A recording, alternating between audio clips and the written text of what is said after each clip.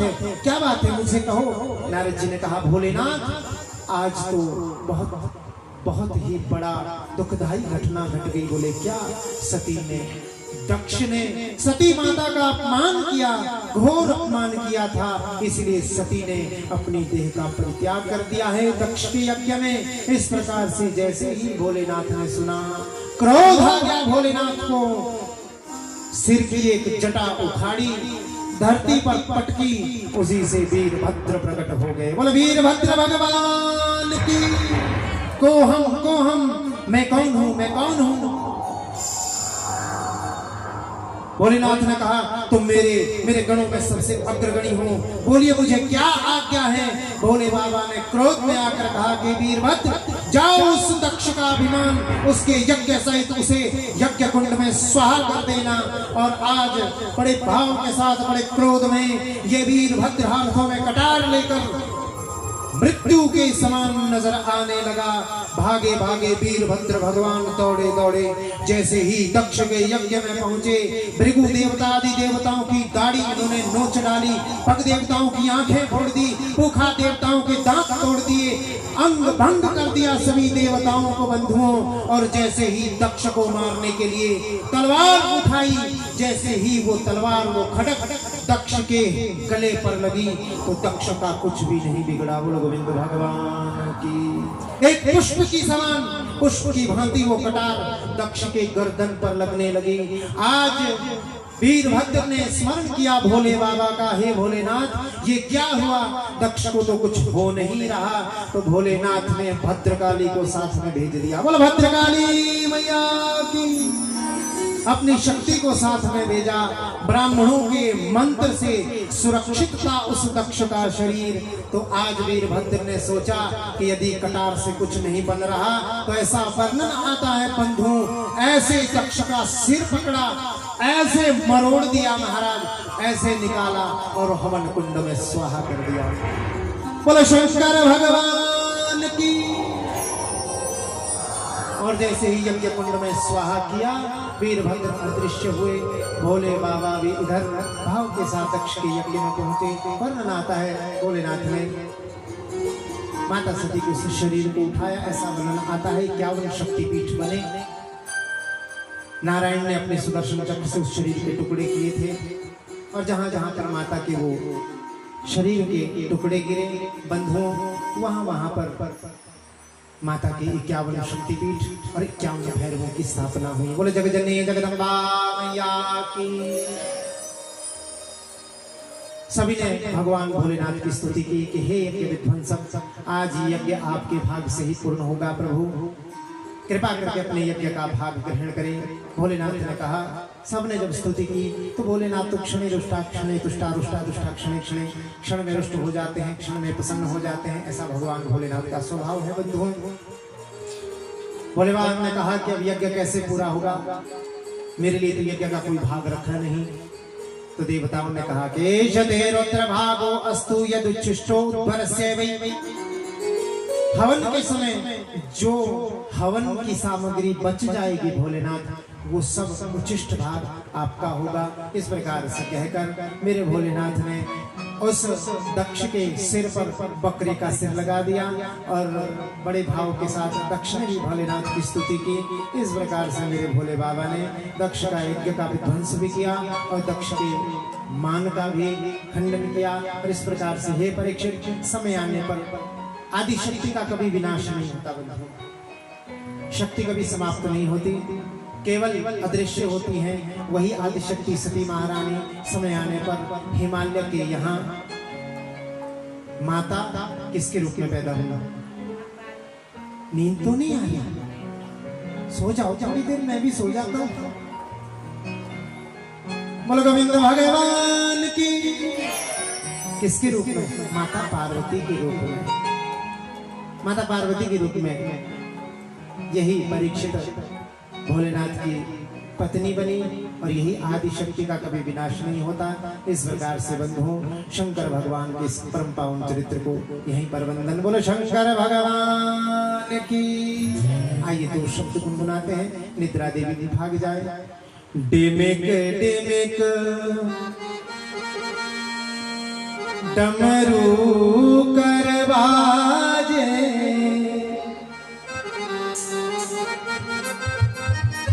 चे भोला भोला डिमिक डिमिक डमरू करवाजे प्रेम मगन नाचे भोला भोला डिमिक डिमिक डमरू करवाजे प्रेम मगन नाचे भोला भोला डिमिक डिमिक डमरू करवाजे प्रेम मगन नाचे भोला भोला डिमिक डिमिक डमरू करवाजे प्रेम मगन नाचे भोला डिमिक डिमिक डमरू करवाजे भोले बाबा प्रेम मगन नाचे भोला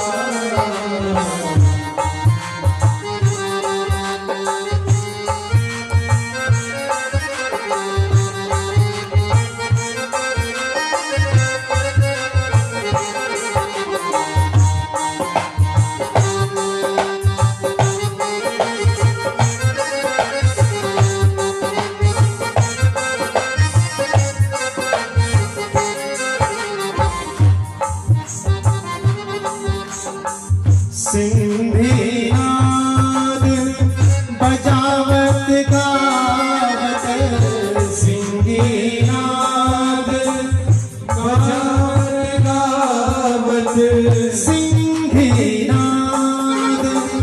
बजावत गावत सिंधीनाद बजावत गावत सिंधीनाद बजावत गावत सिंधीनाद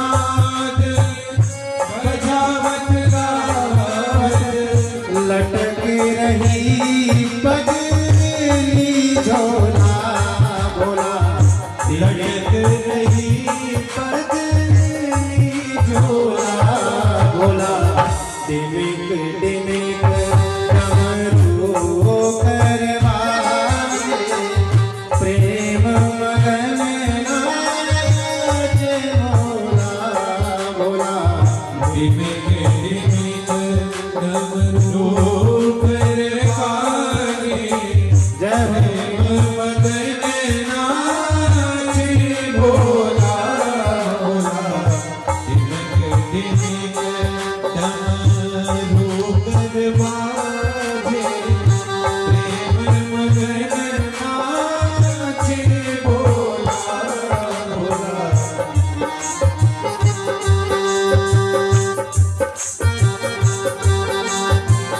भोले चरणों में स्तुति भगवान शंकर का चरित्र रिवाज है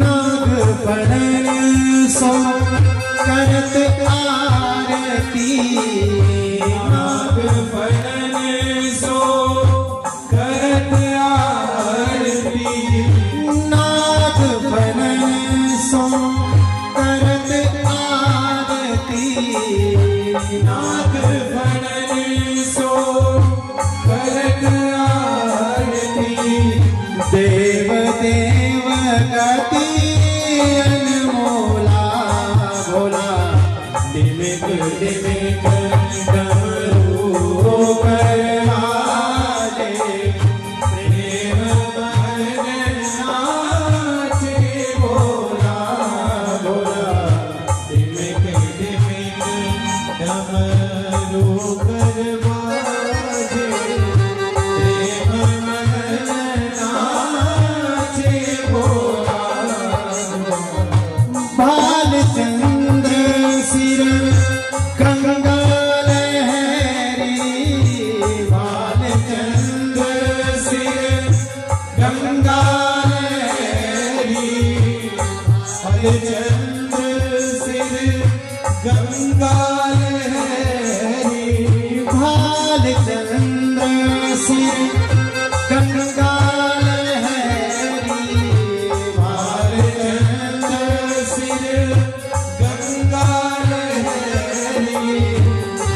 हाथ लिए भंग का गोला बोला डिबिक डिबिक डमरू करवाने प्रेम मगन नाचे बोला बोला डिबिक डिबिक डमरू करवाने प्रेम मगन नाचे बोला बोला डिबिक डिबिक डमरू करवाने प्रेम मगन नाचे बोला बोला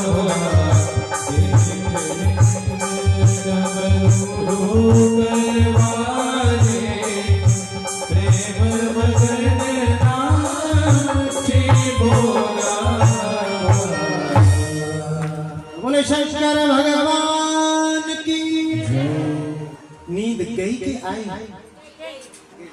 तो जोर से बोलो ना फिर बोले शंकर भगवान की। इस प्रकार से परीक्षित इसीलिए आज का दूसरा अर्थ होता है परब्रह्म अर्थात जो बकरे का सर लगा ना दक्ष को अर्थात दक्ष को ब्रह्ममय दृष्टि होगी अर्थात जो जीवन में मैं करता है कि मैंने बड़ा बलाई है सके तो निकसी भाजी कब लगे राखों है सखी रोई पलेटी आगी मैंने मेरी चिन करे मेरी मूल विनाश मेरी पग का पैंखड़ा और मेरी गल की फांस। मैं बुलाई जिसने मैं किया है महाराज अंत में उसकी मैं का ही अर्थात उस दक्ष की मैं की ही भगवान ने नाश किया क्योंकि दक्ष कहता था ना कि मुझसे बड़ा कोई नहीं मैं। इसलिए हे परीक्षित बड़े भाव के साथ सुखदेव महाप्रभु कहते हैं परीक्षित इस प्रकार से दक्ष को ब्रह्म की दृष्टि हुई। सुखदेव महाप्रभु महाराज राजा परीक्षित को जो बताया मैंने तुम्हें महाराज की तीनों बेटियों के बारे में बताया परीक्षित अब तुम्हें मनु महाराज के 2 बेटों के बारे में बताता हूँ। 3 बेटियां हो गई जिनका वर्णन मैंने आपको बताया अभी आकुति देवहूति और प्रसूति। 2 पुत्र थे मनु और शत्रुपा के प्रियव्रत और उत्तानपाद। उसमें पहले उत्तानपाद का चरित्र उत्तानपाद कहते हैं बंधुओं उत ऊर्ध्व पादो यस्य स उत्तानपाद अर्थात जिसका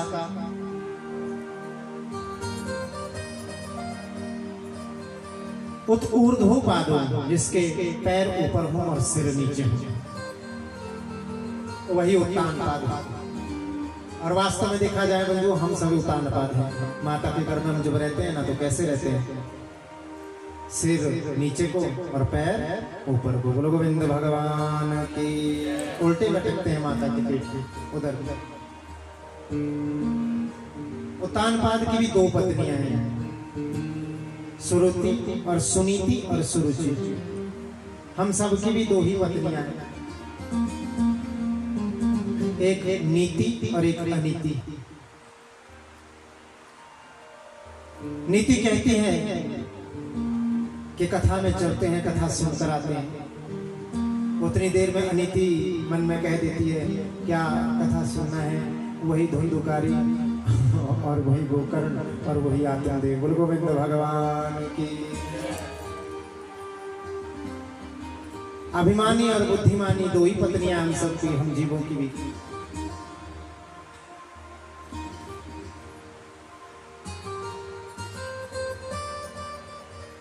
हम जीवों की भी 2 ही पत्नियां हैं।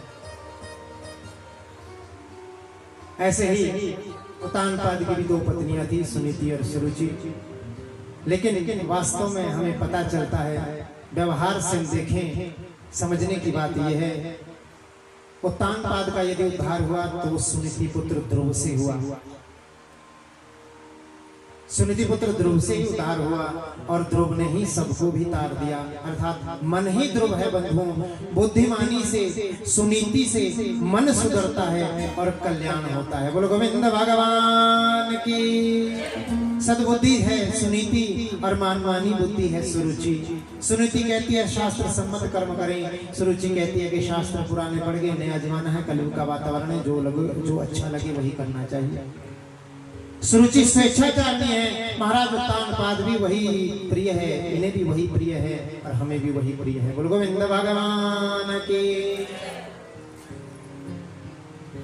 लेकिन वास्तव में यदि हमारा उद्धार हो सकता है, हमारा उद्धार होगा बुद्धिमानी से, सुनीति से, अर्थात बुद्धिमानी से। इसलिए जीवन में बुद्धिमानी से ही जीवन को आगे बढ़ाते रहना चाहिए, भगवान की भक्ति करना चाहिए। और हे परीक्षित, ये जो ध्रुव उत्तानपाद के पुत्र हुए, परम प्रतापी हुए, भगवान की भगवान में इनका अनुपम प्रेम था, अनुपम श्रद्धा थी और इसी कारण से केवल 4-5 महीने में ही ध्रुव जी महाराज ने अपनी तपस्या से भगवान को प्रसन्न कर लिया था। बोलो गोविंद भगवान की। 36,000 वर्षों तक ध्रुव जी महाराज ने इस धरती पर राज्य किया। अंत में 36,000 वर्षों के बाद साक्षात विमान आया, भगवान का पार्षद आए, नंद और सुनंद नाम के विमान लेकर प्रकट हुए।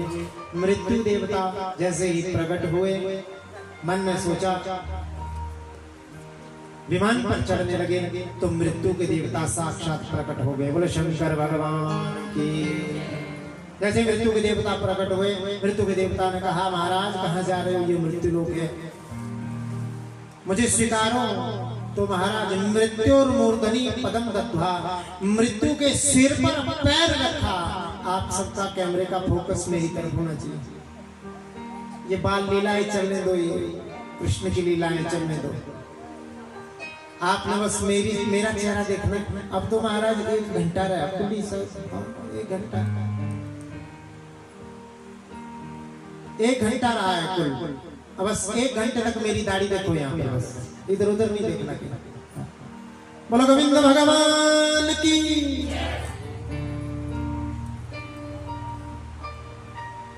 अब जब आपका कैमरा हिलता है ना महाराज, तो मेरा भी कैमरा हिल जाता है। अब मैं ही भूल गया कि क्या कहाँ बात चली थी। बताओ जरा, कहाँ चली थी बात, कहाँ चली थी? अब आप फिर उधर को देख रहे हैं। वो जाने दो ना, पंडित जी कुत्ते को भगा रहे हैं, आप मुझे देख रहे हैं, मुझे थोड़ा ना भगा रहे हैं। बोलो गोविंद भगवान की। एक बार और जोर से लगाओ, बोलो गोविंद भगवान की। तो मृत्यु और मूर्धनी पदम दत्वा आरोहा परमं अद्भुतम गृहम्। मृत्यु के सिर के ऊपर पैर रखा और विमान पर आरूढ़ हो गए और पुरोयानी गच्छति, उनसे आगे आगे उनकी माता, पीछे पीछे ध्रुव जी महाराज, और परम उत्तम ध्रुव लोक को प्राप्त किया है ध्रुव जी महाराज ने भगवान की कृपा से। तो बंधुओं, संक्षिप्त रूप में ध्रुव जी महाराज की कथा हमने आपको सुनाई। ध्रुव जी के पुत्र थे उत्कल को राज सिंहासन मिला। इतना सब कुछ नारद जी की कृपा से इन्हें प्राप्त हुआ था। आचार्य शुभदेव कहते हैं, परीक्षित ध्रुव के ही वंश में आगे जाकर नास्तिक राजा वेन हुए थे, जिन्होंने यज्ञ आदि को बंद करवा दिया था। यज्ञ आदि को जब इन्होंने बंद करवाया, महात्माओं ने, संतों ने कहा कि महाराज आप ऐसा कुकर्म ना करें, यज्ञ ही कर्म है, यज्ञ ही धर्म है, यज्ञ से ही सृष्टि है, यज्ञात् भवन्ति पर्जन्य, यज्ञ से ही सब कुछ सफल होता है, सब कुछ मिलता है, इसलिए यज्ञ करते रहना चाहिए। वेन ने कहा कि तुम किसी झूठे भगवान को मानते हो, सर्वदेव मयो नृप, ऐसा वर्णन आता है कि सभी देवों में देवता राजा होता है, इसलिए मैं ही देवता हूँ, मुझे ही मानो, मेरा ही यज्ञ करो, मेरा ही हवन करो। तो संतों को क्रोध आ गया महाराज, ऐसा क्रोध आया, हुंकार भरी, और हुंकार भरी वेन का शरीर धरती पर गिर गया। बोलो गोविंद भगवान की। अराजकता जब फैलने लगी तो वेन के शरीर का मंथन किया गया और मंथन करते ही उस वेन के शरीर से पृथु का अवतार हुआ। पृथु भगवान का अवतार हो गया, जो भगवान विष्णु के ही अवतार भूत कहे जाते हैं। बोला पृथु भगवान की। आगे चलकर इन्होंने पृथ्वी की सुंदर व्यवस्था की। पृथु पुत्री होने के कारण इस धरती का एक नाम पृथ्वी भी है। इनके वंश में आगे जाकर परीक्षित राजा प्राचीन वर ही हुए, जो बड़ा ही पाप कर्म करते थे। क्या करते थे?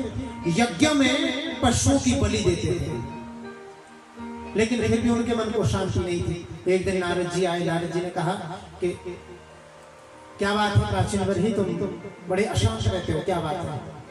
बोले महाराज मैंने तो वो कर्म किया जो मुझे बताया गया था।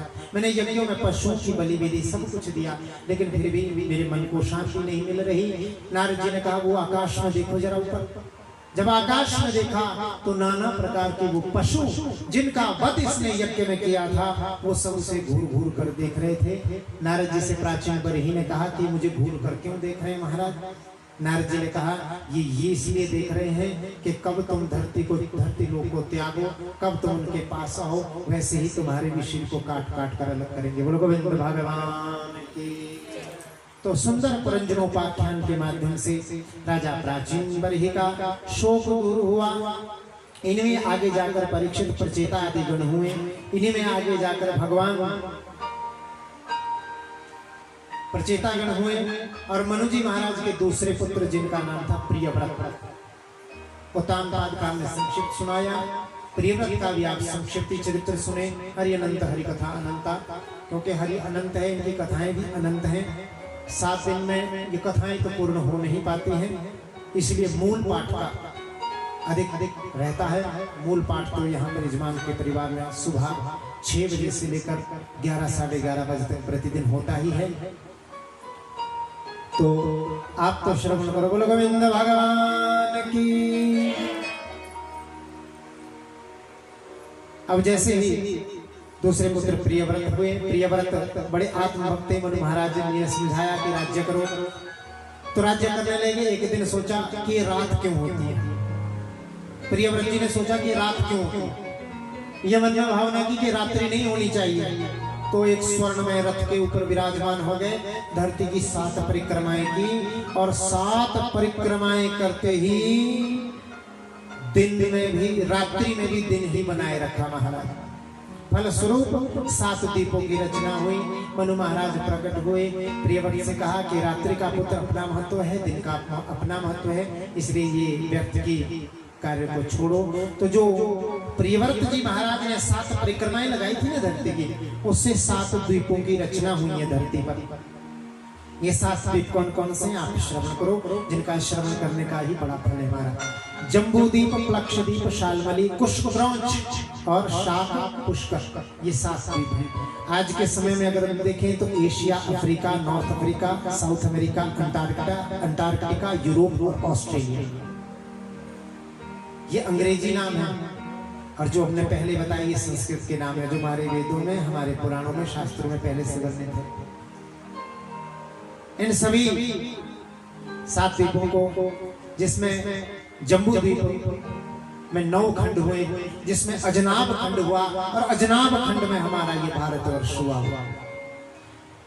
इसी भारतवर्ष में राजा भरत हुए। इन भरत होने के कारण इतने प्रतापी राजा थे।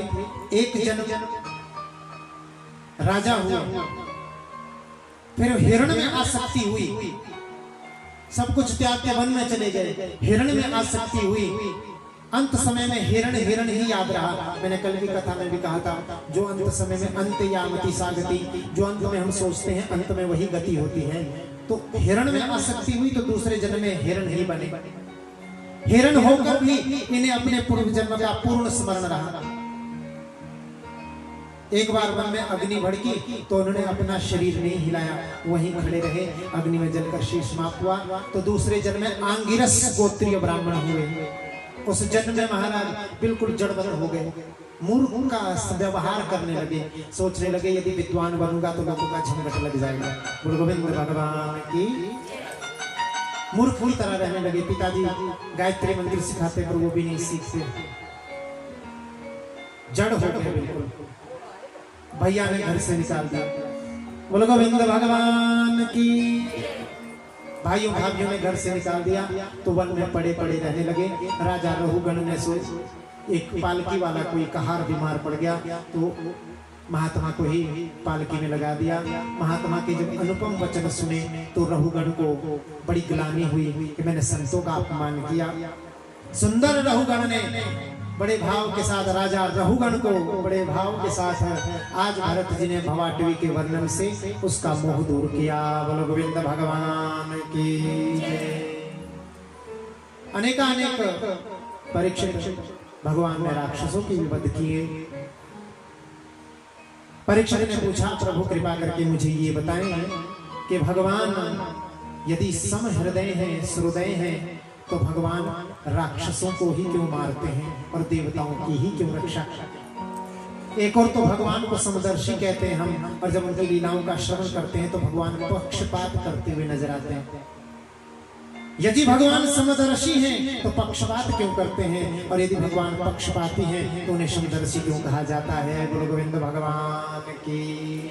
सुखदेव जी ने कहा, हे परीक्षित, वो ना तो किसी को मारते हैं और ना ही किसी को बचाते हैं। वो तो यो यथा माम प्रपद्यन्ते तांस तथैव भजाम्यहम्। जो जिसे जैसे भजता है वो भगवान भी उसे वैसे ही भजते हैं। जैसे हे परीक्षित, गोपियों ने अपनी काम की वृत्ति को भगवान श्री कृष्ण से लगा दिया, कंस ने अपनी द्वेष की वृत्ति को भगवान श्री कृष्ण से लगा दिया, संबंध से वृष्टिवंशी भगवान को भजते हैं और स्नेह से तुम और मैं भगवान को भजते हैं। बोलो गोविंद भगवान की।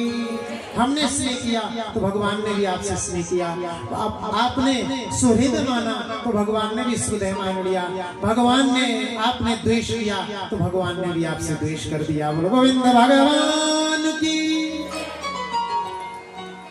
अरे परीक्षित, क्या तुमने नहीं सुना हिरण्यकश्यप ने भी तो भगवान को ही प्राप्त किया था?